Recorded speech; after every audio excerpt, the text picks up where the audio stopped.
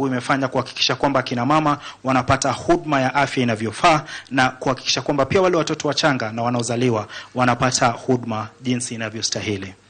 Naam. Asante sana Munene. Ningetaka kushukuru kwa nafasi hii tumepewa ili tuwajibike kwa wakazi wa Kiambu na pia tuweze kuwaonyesha wazi jinsi tunavyotumia pesa yao. Kuhusu health, ninajua ya kwamba watu wengi sana wamekuwa wakiongea kuhusu hali ya afya katika hospitali zetu za Kiambu.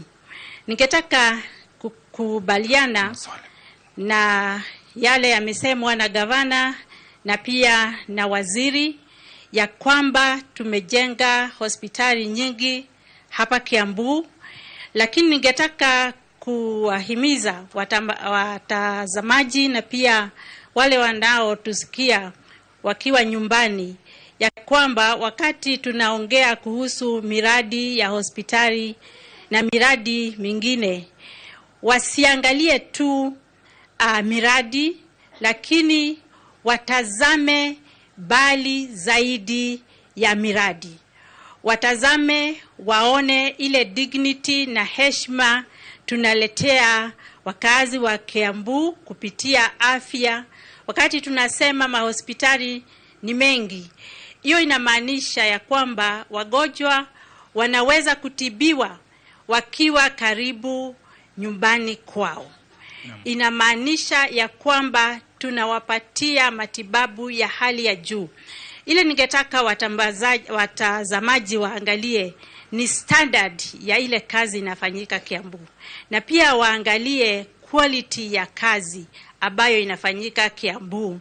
Wasisikilize sana kuhusu siasa zinapochapwa na wapinzani, lakini waangalie ukweli wa mambo. Na ndio maana tumewaletea miradi, mjionee nyinyi wenyewe, muangalie ndani ya hospitali zetu, muone quality ya kazi, muone standard ya kazi. Na hii inamaanisha ya kwamba ile standard tunapeana ni standard yenye mnaweza kusema ni global standard.